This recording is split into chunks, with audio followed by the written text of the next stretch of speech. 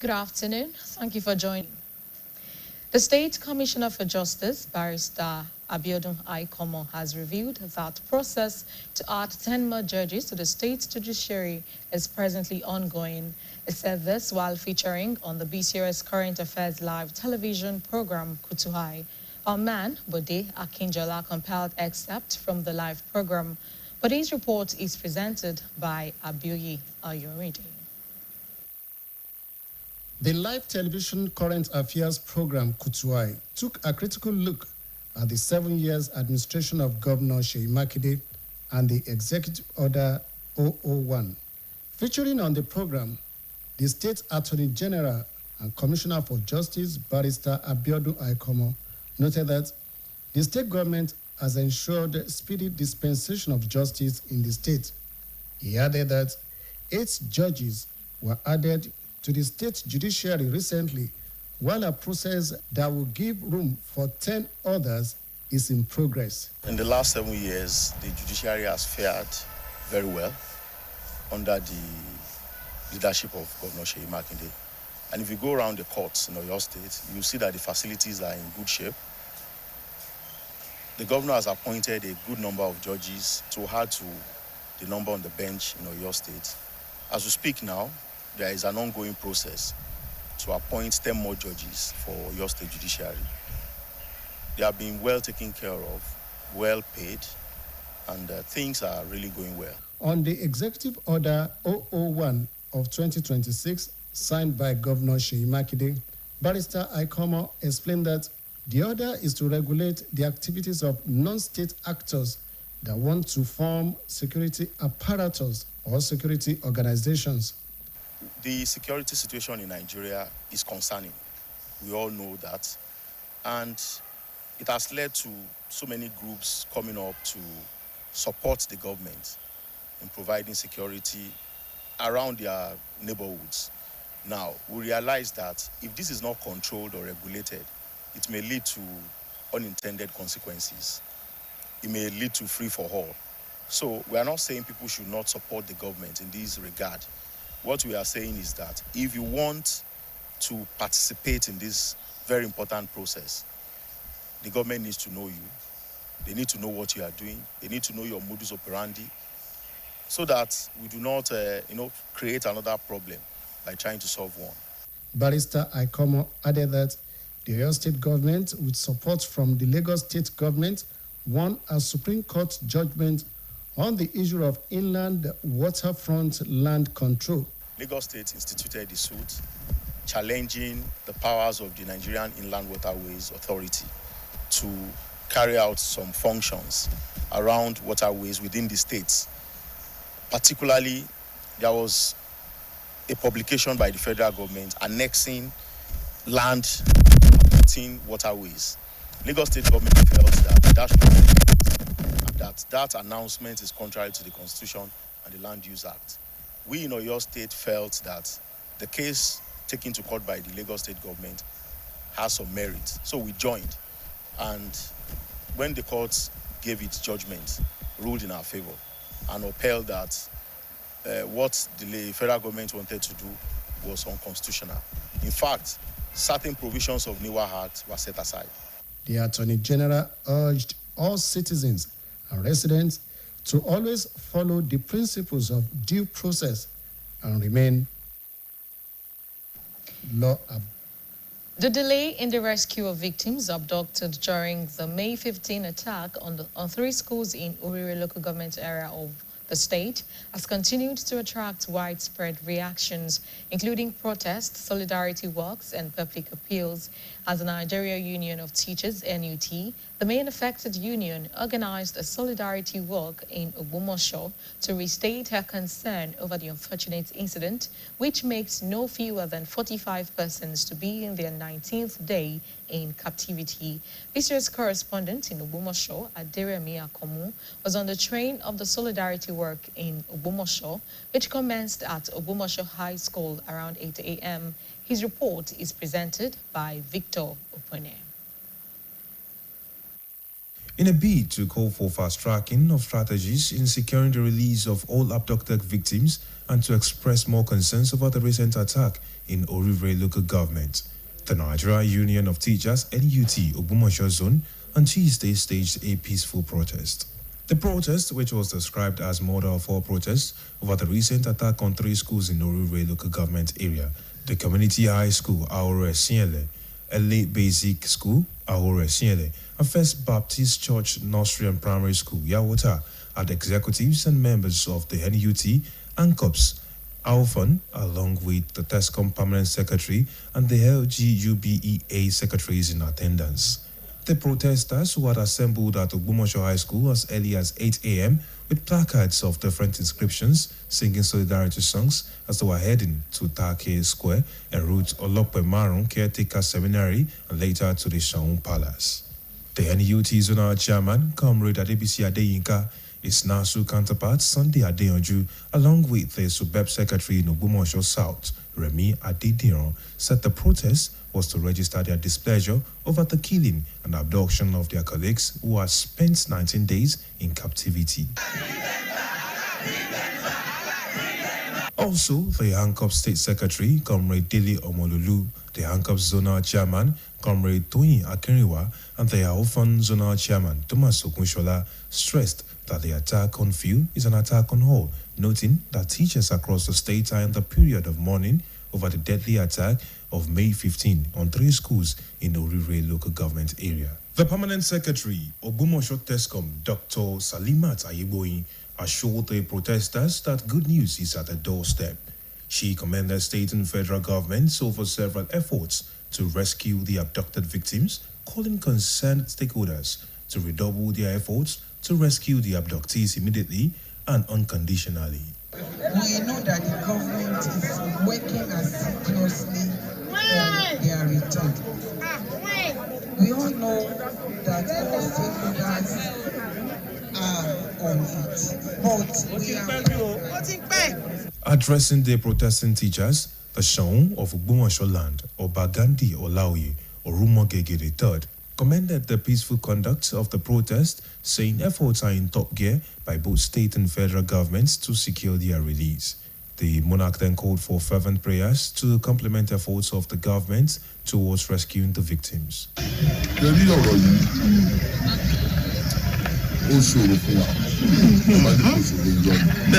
Yes.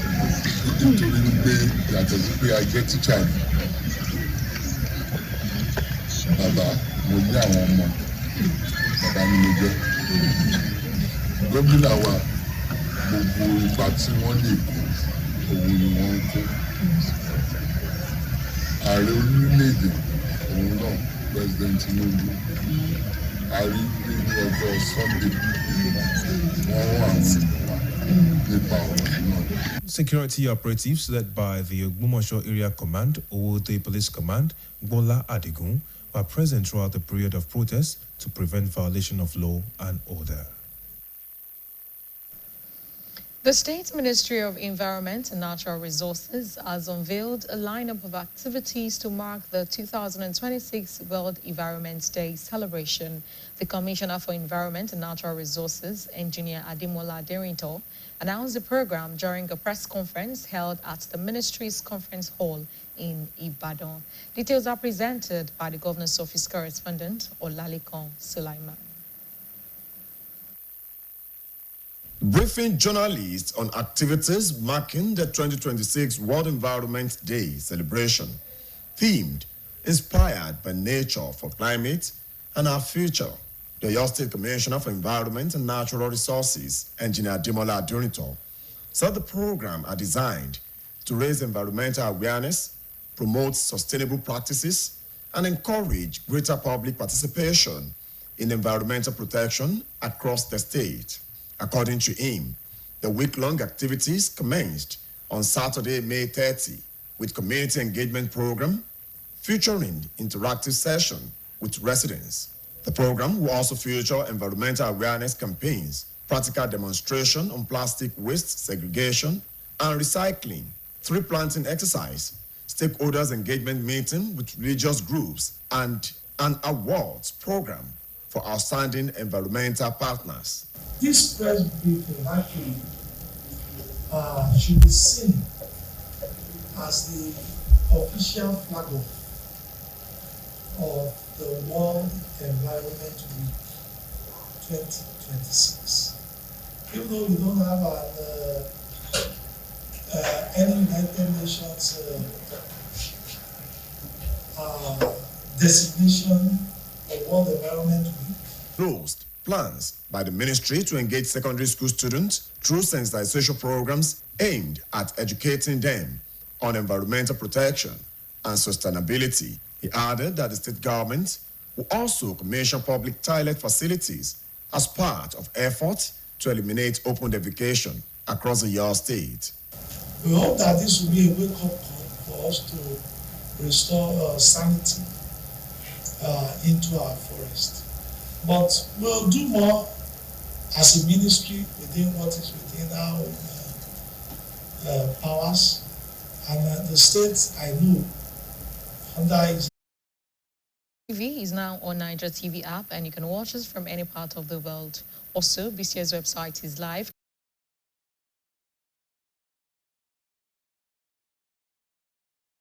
34 and channel 113 on Star Times. And now, before I go, contribute. Good afternoon.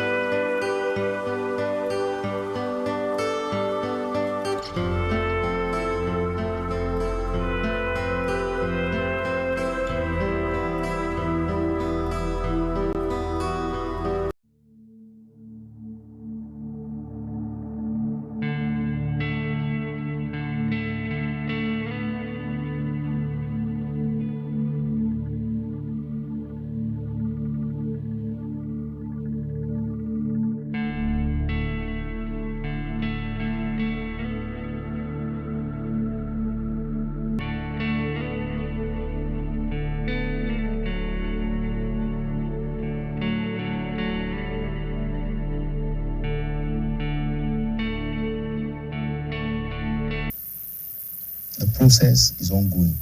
The Bama Muyongo area Muyonti Fiwele, on lower bá ṣe ń sọ̀rọ̀ yìí. And gbogbo ibi tí wọ́n ti ń dá ẹjọ́ bí ilé ẹjọ́ tẹ́ bá lọ bẹ̀ ẹ̀rí àtúnṣe lọ́tún lósì. Lórí ọ̀rọ̀ òfin executive order tọdún 2026 èyí tí gómìnà ìpínlẹ̀ Ọ̀yọ́ onímọ̀ ẹ̀rọ Ṣèyí Mákindé ṣẹ̀ṣẹ̀ buwọ́lù, amòfin àìkọ́mọ́ ṣe lálàyé pé òfin ọ̀hún ló wà láti ṣe àkóso ìṣọwọ́ṣiṣẹ́ àwọn ẹ̀kọ́ ẹ̀ṣọ́ aláàbò tí kìí ṣe ti ìjọba tí wọ́n ṣẹ̀ṣẹ̀ fẹ́ gbéra sọ láti lè wá ojútùú sí ọ̀rọ̀ ìpèníjà lálàyé pé láìpẹ́ yìí ni ìjọba ìpínlẹ̀ Ọ̀yọ́ àti ìjọba ìpínlẹ̀ Èkó. Fún federal ló pín fún state. So ibi tí ó ń kálukú ní àṣẹ lórí ó fojú hàn ní 2 weeks ago, we are 22nd of May, a wà ní Supreme Court láti lọ dá ẹjọ́ láàrin federal government àti state. Ìpínlẹ̀ Èkó ló gbé ẹjọ́ Land Use Act. Ilẹ̀ tó bá wà ní state kọ̀ọ̀kan is vested in the governor for the benefit of the citizens of the state. Àwa náà dẹ̀ mọ̀ pé omi pọ̀ ní ọ̀dọ̀ tiwa náà, alódò ògùn wa ní gbogbo ẹ̀. Kéèsì ló ń ròyìn fún iléeṣẹ́ BCOS. bí a yàn láti dóòlà àwọn akẹ́kọ̀ọ́ àti àwọn olùkọ́ tí wọ́n jí gbé lásìkò ìkọlù tó wáyé sí àwọn ilé ẹ̀kọ́ mẹ́ta ọ̀tọ̀ọ̀tọ̀ níjọba ìbílẹ̀ Oríire nílùú Ògbómọ̀ṣọ́ lọ́jọ́ 15 oṣù karùn-ún ọdún yìí ṣe ń falẹ̀ ló ti ń kó àwọn èèyàn lóminú èyí ló sì bí ọ̀kan ọ̀jọ̀kan ìgbésẹ̀ bíi ìwọ́de ìfẹ̀hónú àti bẹ́ẹ̀ bẹ́ẹ̀ lọ ẹgbẹ́ olùkọ́ tó jẹ́ igun kan tọ́rọ̀ kàn ni wọ́n ṣètò àkànṣe ìrìnrìn nílùú Ògbómọ̀ṣọ́ láti jẹ́ kí àwọn èèyàn ṣùgbà wọn lórí ìṣẹ̀lẹ̀ láabi náà níbi tí èèyàn bíi 45 ti wà lákàtà àwọn olubi ẹ̀dọ́ ọ̀hún láti bí ọjọ́ 19 báyìí akọ̀ròyìn wa nílùú Ògbómọ̀ṣọ́ Adérẹ̀mí Àkànmú ó bá wọn kọ́wọ́rìn pẹ̀lú wọn níbi tí ètò ọ̀hún ti bẹ̀rẹ̀ láti ilé ẹ̀kọ́ gíga girama Ògbómọ̀ṣọ́ high school èyí tó bẹ̀rẹ̀ ní dédé agogo 8 òwúrọ̀ yìí àlàyé tó kù rèé lẹ́nu Ayọ̀rìndé Ọlágòkè.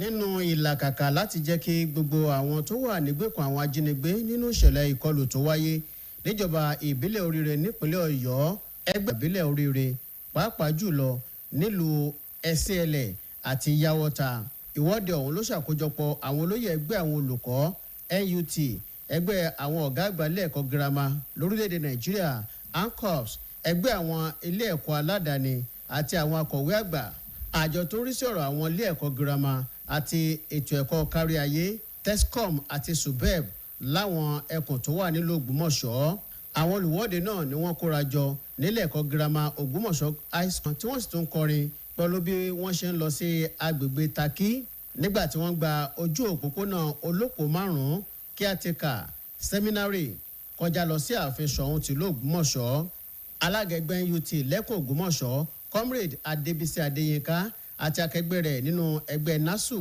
ọ̀gbẹ́ni Sunday Adéyanjú akọ̀wé àjọ SUBEB níjọba ìbílẹ̀ gúúsù Ògbómọ̀ṣọ́ ọ̀gbẹ́ni Rẹ̀mí Adédìran ṣàlàyé pé ìwọ́de náà ní láti fi àìdùnnú àwọn hàn lórí ìṣekúpani àti jíjí àwọn akẹgbẹ́ àwọn gbé tí wọ́n sì lo ọjọ́ 19 nígbèkùn àwọn ajínigbé náà.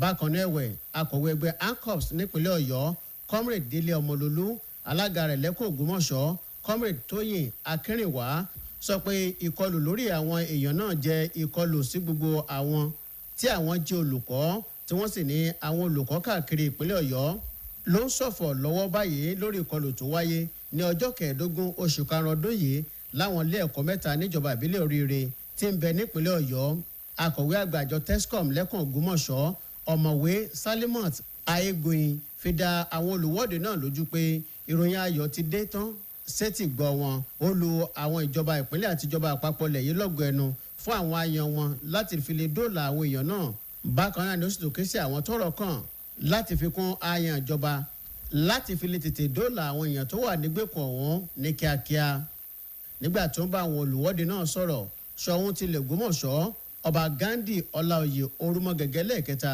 lo àwọn èèyàn náà lọ́gọ̀ ẹnu fún ìwọ́de alálàáfíà tí wọ́n gòlé tí ó sì ní ìgbìyànjú láti gba àwọn èèyàn wọn sílẹ̀ ló ti débi tó lápẹẹrẹ pẹ̀lú bí ìjọba ìpínlẹ̀ àti ìjọba àpapọ̀ ṣe ń gbìyànjú agbára wọn ó ní kí àwọn èèyàn náà tún kún ìjọba lọ́wọ́ pẹ̀lú àdúrà lórí àwọn èèyàn tó wà nígbèkùn ọ̀hún kí wọ́n lè tètè rí ìdáǹdè wọn gbà.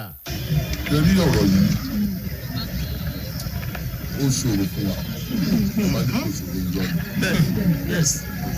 nítorí wípé yàtọ̀ sí pé a jẹ́ tíṣà ni bàbá mo ní àwọn ọmọ bàbá ni mo jẹ́ gómìnà wa gbogbo ipa tí wọ́n lè kó òun ni wọ́n ń kó ààrẹ orílẹ̀-èdè òun náà president Tinubu àrí pé ní ọjọ́ Sunday wọ́n wà nípa ọ̀rọ̀ náà.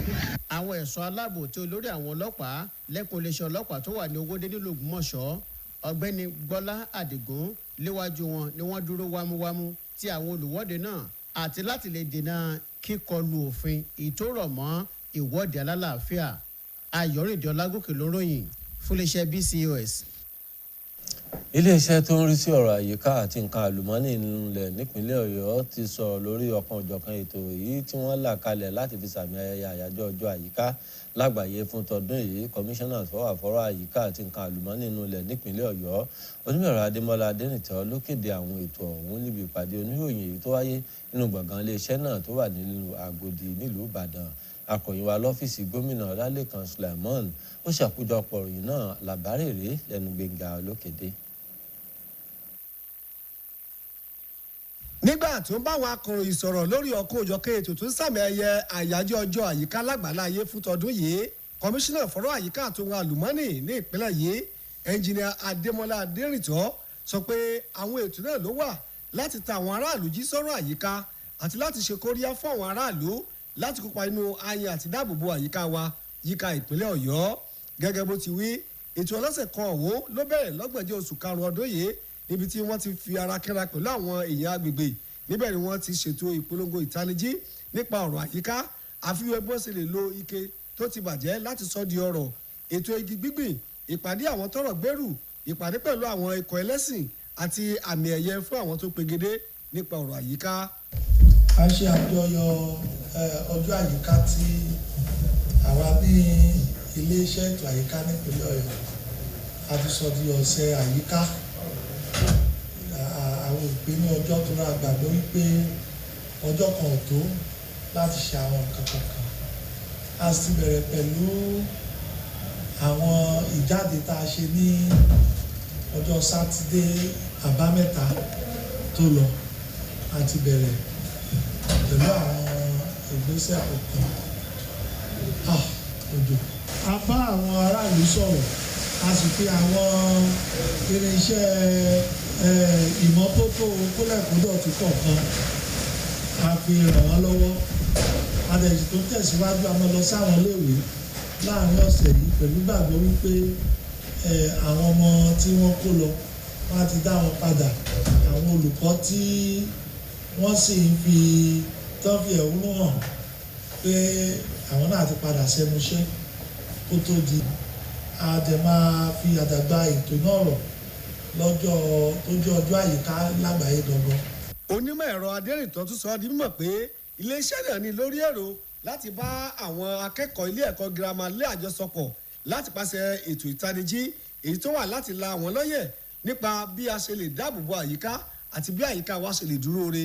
Ó wá fi kún pé ìjọba ìpínlẹ̀ Ọ̀yọ́ yóò ṣe àwọn ilé ìtura kan gẹ́gẹ́ bí ara yan láti fòpin sí ṣíṣe igá síta gbangba yíká ìpínlẹ̀ yìí. Kọmíṣánná jẹ́ kó di mọ̀ pé iléeṣẹ́ náà yóò ṣe àgbékalẹ̀ àmì ẹ̀yẹ fún àwọn ọjà tí ó bá mọ́ jùlọ nípínlẹ̀ yìí, tí yóò sì mú ọjà tó bá mọ́ jùlọ níbàámu pẹ̀lú ìlànà ìmọ́tótó àyíká.